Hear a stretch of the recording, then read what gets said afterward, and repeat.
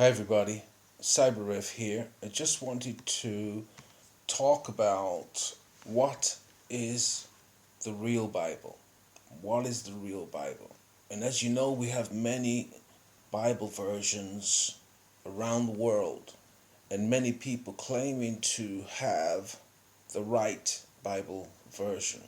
And if we look at the history of the Bible, it goes back to around the second century, and that depends on whether you're looking at whether the Bible's written on paper or the Bible's written on stone. But obviously, there's two different types of Bible. If you look at the hieroglyphs written in stone and look at religion written on stone of the hieroglyphs, that dates much earlier than Bible versions written on paper.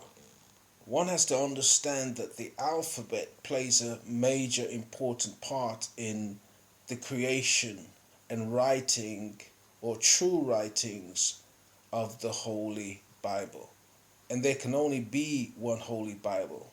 And the alphabet also plays a major part in languages. What was the language of the Bible? And the Bible actually states that there was only one language before languages.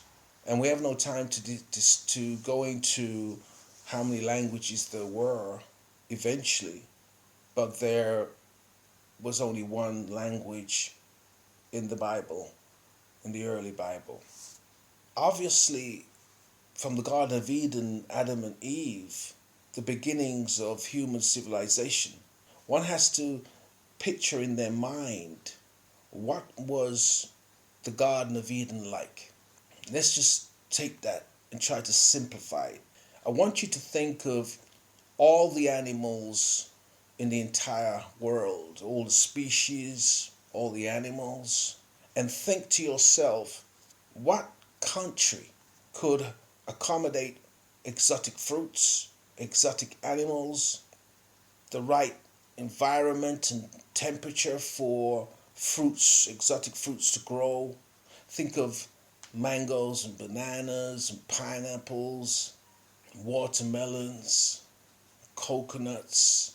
Think of lions and cheetahs and crocodiles, giraffes, all kinds of different animals and species, and fishes, and bees, and all these different things.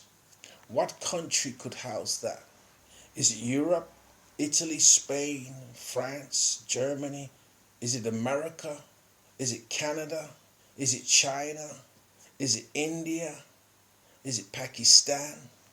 That could house all these different animals and species like the Garden of Eden. Because the Garden of Eden had to have had all these animals and species, right? It had to have the weather and the climate for these animals and species, and exotic fruits and exotic flowers. The only place that could house all these things would have to be, very simply, Africa. And as we see today, Africa still produces diamonds and gold and commodities, cocoa and fruits, exotic fruits, and it has all the exotic animals. And that is why the Bible, if anyone reads the Bible, and the problem is most people own a Bible, but have they researched and read the entire Bible? Have they asked the question, who, what, when, how of the Bible that they're reading, that version of the Bible? The first King James Bible was written in 1611. 1611. Yet the Bible and the Holy Bible written on stone, which had no vowels, no A-E-I-O-U vowels, because it was pictorial, pictures. So when you see all these different images, it's actually the alphabet system of the hieroglyphs. The first alphabet system was pictorial. wasn't a vowel system. This matters because when one is trying to research and understand the Bible, you have to understand the region, the people of the first human civilization, and the location and the alphabet system that they used and spoke in order to understand the real Holy Bible. And the real Holy Bible may not be what you think it is. The real ark may not be a wooden boat. The real ark may be the actual pyramids of Kemet, known as Egypt. And that's why the real Holy Bible is the hieroglyphs. Highly likely it's the hieroglyphs that, and the first human civilization, the oldest human DNA, is the Koli people, they call San people of South Africa. So I'm trying to stir you into researching and understanding what is the real Bible. Is the real Bible written in stone, or is it on paper versions? And how accurate are the paper versions if the Holy Bible was written on stone? How accurate is the Holy Bible if the alphabet system and language was pictorial, not a vowel system, A-E-I-O-U? And in 1611, the first King James Bible had no J, did not use J. It used an I because the vowel system was A-E-I-O-U. So how did the J, to mention Jesus, replace the I? Why? The Bible is also full of narratives, and one has to watch the narratives, especially the religious narratives, because the religious narratives are biased. The religious narratives are racist. How can one write the true Holy Bible knowing that the location of Judah, Nubia, Cush, Egypt, Kemet are all in Africa? The Garden of Eden is in Africa. How can one write the Bible knowing Africa and Africans and Hebrew, original Hebrew people of Africa? But look at the Bible versions. Read your Bible version. It does not state the word Africa. It does not use or state the word Africans when it should, because that is the location, region, people, language, alphabet system of the original Holy Bible written in stone, not paper versions. And that's why the pyramids are built the way they've been built.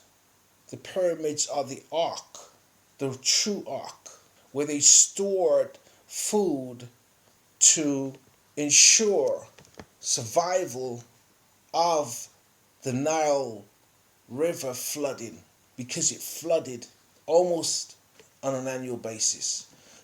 I'm trying to show you something here. I'm trying to show you that perhaps what you're reading and you think is a Bible is not the Bible. It's transliterated versions of what they think is the Bible. And they've created narratives and stories using English names like Adam and Eve, and Moses, and Joseph, and David, to actually describe their version of Bible characters, when the real Bible characters have to and must have been Africans of Kemet, Egypt, Africa. Even Israel was created in 1948, right?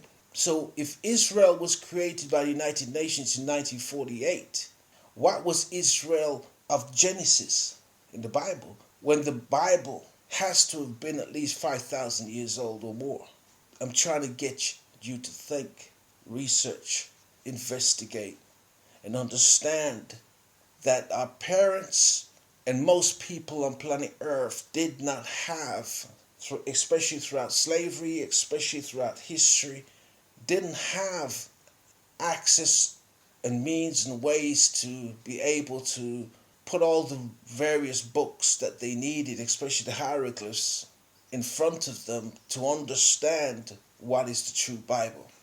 Now we have technology and various other tools available to us to understand and investigate and research where the Bible came from originally, what was written on stone, to then become written on paper. I don't want to make this audio long. I'm trying to encourage and motivate people to read the Bible and read the very Bible that you have, whatever version it may be. Try and understand the narratives and examine the narratives. Let me give you an example. Have you read about Jacob, Rachel, Leah? And Jacob married and impregnated Rachel and Leah, right? And Jacob bore 11 to 12 sons and daughters, okay? 11 to 12 children. For two sisters, Rachel and Leah, and their handmaids in the mix of all of that. And Rachel and Leah were cousins, first cousins to Jacob. Now watch this. Who was Jacob, the real Jacob? Because obviously in the Bible of Genesis, they did not speak English and Greek, right? So who's the real Jacob? Is the real Jacob an African Egyptian Kemet king, pharaoh? Highly most likely. Because when you add and research what was written, the earliest human civilization, and I told you the oldest DNA, human DNA on planet Earth, is of South Africa. You can Google that. And Sam people, or the Cody people, are the ones that reflect all colors of people. There is no one black, no one 100% white on planet Earth. Most people are actually brown and pink, if we're honest, if we're true. And that's what the Holy Bible should be about, is truth.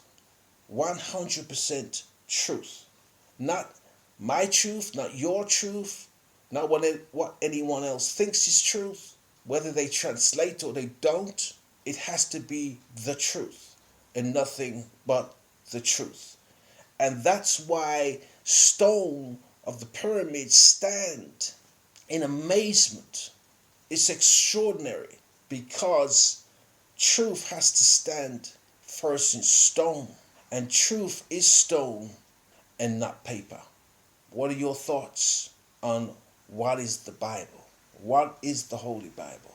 I pray that you will research and investigate what is the true Holy Bible. And you will be amazed. And that's why Cyberev is investigating and writing what is the true Bible. Have a blessed week, blessed day. Thank you for listening.